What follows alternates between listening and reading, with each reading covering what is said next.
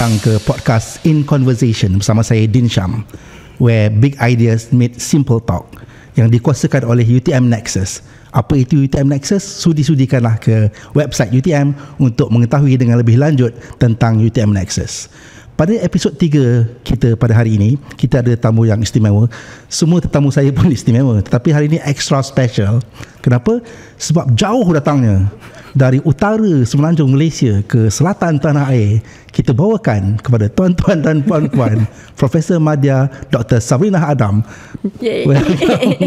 Welcome to UTM. Padahal memang dah kerja UTM. Okay. Dr. Sabrina ni asalnya daripada Penang, dan dia sekarang berkhidmat di UTM sebagai Timbalan Pengarah Pusat Jalinan Komuniti dan Industri. Dalam bahasa Inggerisnya CSIN, Center for Community and Industry Network. Tadi saya ada explain pula. Tadi saya ada mention datang dari Penang. Memang betul kan datang dari Penang? Okey, panjang cerita dia. Panjang. Okey. Nak saya cerita tak? Okey. Saya rephrase saya punya question. Dari Penang sanggup meninggalkan nasi kandar, mi sotong dan yang seumpama dengannya untuk berhijrah ke Johor Bahru. Apa motivasi? Okay, cerita dia macam ni. Saya baru je balik dari Penang. Okay. Pergi cuti lah dekat sana kan. Okay, sebenarnya IC saya 01, Cik Din. IC saya 01. Saya dilahirkan di Johor lah. Okay. Tapi bila saya cakap saya ni orang Johor, orang akan tanya banyak kali, betul ke Johor? Sebab muka tu ada. Kan? Okay. Sebab mak saya memang orang utara, Penang. Ayah saya orang Ipoh. Memang dua-dua belah utara. So memang kita pindah di Johor ni sebab ayah saya bekerja di Singapura lah ketika itu. Sebab itulah saya dilahirkan di Johor. So sebenarnya ayah yang berhijrah terlebih dahulu sampai Dr. Sab dilahirkan di Johor Bahru di Johor. So memang relatif semua dekat Penang, relatif ayah semua dekat Ipoh. So kita orang je satu family dekat Johor. Macam so nak kata terbuang tapi tidak jauhnya. Jadi kalau raya tak balik tu, kita orang tengok muka kita orang je lah masing-masing. Tak ada saudara, sedih lah. Jadi setiap tahun raya balik lah. Aksen memang cakap macam orang Johor lah. Saya memang boleh berubah. Boleh berubah. Boleh. Dekat rumah cakap Johor, cakap Penang? Kalau dengan mak memang Penang lah. Dia memang akan ada, terkeluar tu ada. Kalau balik Penang tak ada masalah lah untuk menyusahkan diri. Memang terus transformasi 100%. Terus transformasi. Yelah, community tu. Sebab Dr. Sab pun dalam industri dan community network tu. Community Penang. Macam mana nak explain community Penang kan? Macam mana? How do you explain your community? Community ni sebenarnya bukan kata dia perlu duduk di certain area lah. Community ni besar kan. So kalau dia boleh berada di mana-mana sahaja, di seluruh pelosok, memang kita panggil dia sebagai community lah.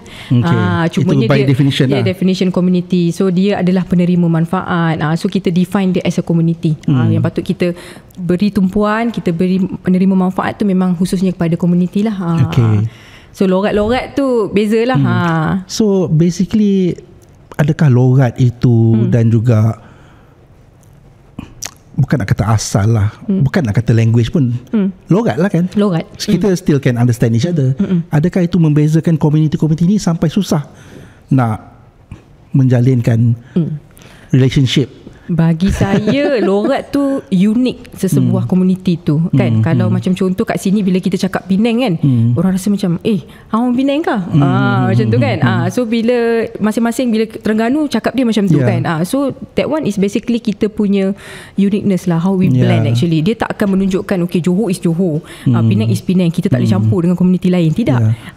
So bila kita campur tu, masing-masing sebenarnya ada keunikan masing-masing dan kelebihan masing-masing. Ada benefit-benefit dia. Yes. So itu cakap pasal komuniti kenegerian atau kedaerahan. Sekarang kita nak cakap pasal komuniti universiti dan juga real community yang tadi tu. Macam mana dekat universiti, apakah yang dilakukan oleh CSIN ataupun Pusat Jalinan Komuniti dan Industri ni? Macam mana nak impart knowledge daripada universiti ni ke community? Boleh Dr. Sab explain sikit? Alright. Janganlah teknikal sangat. Kita simple-simple lah. Nama pun nak cerita pasal community kan. So kita tak akan guna term-term yang tapi sebelum kita dive deep in lagi, dia ada dua situ, community dan industri. So kita nak cakap pasal community dulu. Kita pergi pada community dulu. Kita santai dulu. Betul. So di sisi ni sebenarnya kita adalah beberapa yang memang kita kena fokuskan in terms of Of course memang ilmu tu perlu ada. Okay, kita basic knowledge tu kena ada, sebab kita rasa ilmu tu memang kita perlu untuk kita bangunkan komuniti. Sebab bila kita nak nampak impak dia tu, mestilah ilmu tu mestilah bermakna, sebab dia dapat mengubah kehidupan sesebuah keluarga, sesebuah hidup komuniti masyarakat. Sebab kadang-kadang kita buat program ni, kita buat program ni sebagai one off je. Kita lepaskan untuk program kita, seminar kita rasa kita jadi speaker, then that's it, we go back. Tapi sebenarnya di sisi ni kita have to ensure program-program yang dilaksanakan oleh staff UTM, termasuk akademik ke, student ke, mestilah memberi manfaat kepada komuniti dan dia dapat capai, maksudnya ubah kehidupan dia. Itu baru kita nampak impak. Sebab ya betul, di universiti ni sebenarnya dia adalah lembah ataupun satu tempat untuk kita generate idea. Tapi impak tu akan berhasil bila idea tu boleh langkah keluar daripada dinding universiti. So itulah challenge dia. Sebab bila kadang-kadang, this is my criticism lah, my personal criticism terhadap researcher kita dan diri sendiri. Apabila kita buat satu benda tu, kita terlalu fokus tentang technical dan dia punya conceptual dan dia punya idealism itu, sampai kadang-kadang benda tu tak tercapai dah akal orang. Bukanlah nak kata tak tercapai dah akal, tetapi orang macam tak boleh relate, tak boleh tangkap apa yang kau buat kat universiti ni, apa yang aku dapat. So sebab tu kita di sisi ni memang kita selalulah di antara staff kita pun selalunya kita cakap, kalau kita nak buat sesuatu tu, mestilah kita dapat mengubah kehidupan, mestilah kita dapat bantu komuniti tu, janganlah sampai mereka terabai for the sake of kita punya kepentingan sendiri. Tapi itu macam tak terlalu besar ke tu, macam mengubah hidup orang? Tidak, saya rasa tidak. Sebab contoh, saya bagi contoh, macam saya banyak terlibat dengan program komuniti. Sebelum saya masuk SISIN pun, memang saya mempunyai, orang kata apa, kita suka sebenarnya mendekatkan diri dengan komuniti, sebab kita nak tengok diorang develop. Dan mereka ni sebenarnya kalau kita dekat dengan diorang, tak adalah menggunakan term-term, kan diorang kan sangat suka dengan kita kan, so kita boleh pegang mereka. So banyak program yang kita buat, terutamanya dengan program-program komuniti Asnaf, B40. Saya banyak buat program untuk pembangunan usahawan digital. So mereka ni sebenarnya nak ke depan, nak bangunkan macam ibu-ibu tunggal, B40 ni semuanya mereka tak ada pun ilmu untuk buat bisnes. Tapi bila kita hadir sebagai penyelidik, kita buat program bersama mereka, kita tahu keperluannya apa, kesusahan mereka apa, kita identify. So kita ajar mereka dan mereka sangat happy, sebab at the end of the day mereka dapat jana pendapatan, mereka dapat jual produk mereka. So banyaklah program, contoh macam diorang ada kepakaran in terms of baking, buat kek dan sebagainya, tapi diorang tak tahu macam mana cara nak jual. Mereka hanya letak di kedai-kedai sahaja, tapi kita bantu mereka macam mana to be digitalization. So mereka sangat-sangat happy lah. So itu sebenarnya cara kita untuk mengubah kehidupan komuniti. Boleh explain kat situ lagi tak? Maksudnya kalau if you can share yang tangible ideas to program yang shape lives tu tadi, yang macam explain pasal ibu tunggal. Kalau you boleh share specific details, boleh, tak ada masalah. Saya share yang program yang saya buat lah. Takut bukan apa, takut ada yang macam mungkin program tu belum 100% dilaksanakan, in progress, dan tak boleh share serta details. Tapi sejauh mana yang boleh share, mungkin kita boleh saya dapat mungkin share program yang telah selesai. Betul, yang telah selesai, which is yang saya memang involve 100% lah. So kat sini kita sebenarnya saya punya expertise adalah entrepreneurship lah. Digital entrepreneur. So untuk membangunkan komuniti, memang digital ni sangat-sangat diperlukan lah. So saya memang ke arah Asnaf, wanita B40, memang orang-orang yang memerlukan, yang memang nak ke arah digital dan untuk menjana pendapatan. So kita memang kena bersabar. Mengajar tu memang kena bersabar, Cik Din. Macam mana bersabar? Yalah, sebab kita tak boleh assume mereka tahu semua. Kadang-kadang email pun tak tahu macam mana nak buka. Benda yang simple bagi kita macam ini pun kita kadang-kadang takkan ni pun tak tahu. Contoh kan, kadang-kadang kalau orang yang betul-betul hati dia tidak dekat kepada komuniti, dia akan rasa macam takkan ni pun tak tahu, takkan ni pun tak ada, ni simple kot. Tak boleh macam tu. So kita memang kena letak level kita tu paling sama level dengan mereka, which is dia orang sukar, dia orang tak ada tempat untuk mereka dapatkan ilmu. In the first place memang dia tak pernah expose pada benda-benda ni. Jadi macam mana cara kita nak, sebab kadang-kadang kalau saya dah kata nama digital kan, Cik Din, kepala saya, you should have email, you should have Facebook, you should have handphone. Or at least know about these things lah. Sebab digital kan, kalau tak ada handphone, macam mana nak buat digital? Tapi handphone ada masalah. Ini saya nak cerita. Dia, orang kata apa, bila program community ni kan, dia ada ups and downs. Banyak pengalaman sebenarnya kan. So bila tak ada handphone tu, sampai kadang-kadang kita kata okay, you have to make sure semua kena ada tau. Kak kena ada tau, abang kena ada ni handphone ni. Okay, boleh doktor, boleh. Hari kejadian handphone nak buka email pun tak tahu password kat anak. Ada ketika sampai anak dia kena duduk sebelah parents dia, sebab dia nak parents dia belajar. Sebab kadang-kadang sampai macam tu lah, dia kena ada coaching macam tu. Jadi tahap kesabaran kami tu sampai kami ajar buat email baru, sampai dapat retrieve password. Yes. Sebab from scratch lah. Ya, from scratch. Memang kena level by level. Kita tak boleh kata okay, sejam settle, kita nak balik. Tapi benda tu sebenarnya setengah jam dia cerita kan.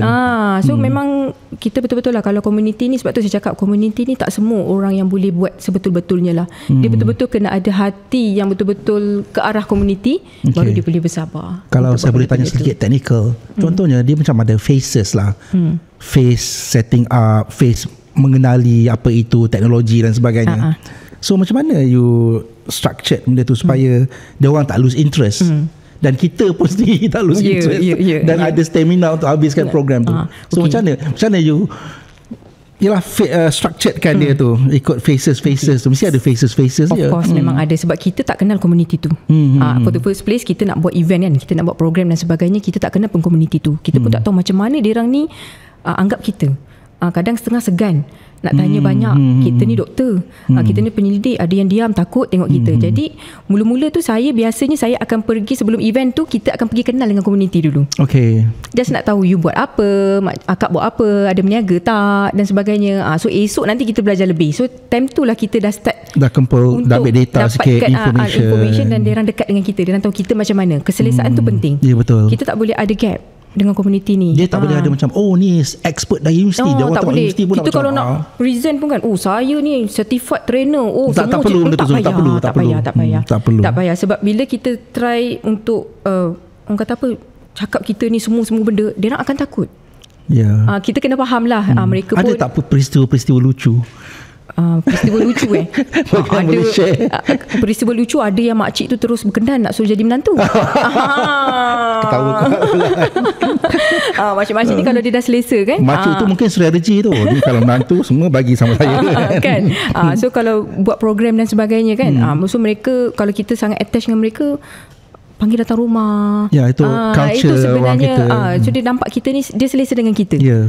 Tapi itulah, saya rasa memang perlu ada strategi, perlu ada kesabaran, dan kita perlu ada rasa yang macam jangan terlampau angkat diri kita terlampau tinggi. Kita perlu letakkan kita sama dengan mereka. Tapi on behalf of the experts from UTM ni, siapa-siapa yang nak involve dengan projek ini, pertama sekali prerequisite dia tu mesti ada kesabaran tu, of course lah. Dia mesti ada satu perasaan yang nak tolong community, knowledge tu. Dan impact knowledge tu, kalau kita dekat classroom kita boleh kan impact knowledge, kita macam-macam kita sharing kan. Tapi ni different ball game altogether. So itu yang kena tahu dahulu. Betul kan? Sebab community dengan industri ni lain tau. Dia punya orang kata apa, vibes tu. Community memang kita betul-betul kena dengan orang kan. Industri ni ada level dia. Betul, itu time tu baru kita nak kita nak sell ourselves to industri. Tapi kan community, kita tak perlulah jual diri kita terlampau tinggi. So tapi selain daripada niat nak menolong, dari segi commercial benefit kepada expert tu tak ada lah. Okay, dia macam ni sedikit sensitif. Saya faham, sebab kita buat kan apa-apa program dan sebagainya, of course kita nak return back to us. Kan apa contribution kita as an expert dan sebagainya. Saya rasa of course di mana-mana benda tu menjadi pertanyaan, persoalan, dan memang kita nak benda tu. Tapi at the same time lah, kalau kita buat baik ataupun kita buat something pada community, of course it will benefit us back indirectly kan. Contoh macam kalau kita buat program dan sebagainya, dia lantik kita sebagai penceramah, dia lantik kita sebagai facilitator ataupun program-program tu. Jadi at the same time, kalau contoh lepas ni ada ruang dan peluang, mereka sendiri akan contact kita, doktor, tolong doktor, saya ada community dan sebagainya. So saya rasa industri ke community ke, dia akan balik-balik pada kita. So Dr. Sab kira famous lah dekat community-community di Johor. Di Johor ini kan. Ni kalau masuk tanding boleh menang lah YB kalau boleh jadi. Saya rasa kita stop sekejap. Banyak lagi kita baru cakap pasal community, kita akan cakap pasal banyak industri. Banyak lagi program yang nak share ni. Boleh. Tapi kita stop sekejap untuk part yang pertama ni, untuk episod ketiga ni bersama Profesor Madya Dr. Sabrina Adam. Kita kembali untuk part kedua selepas ini.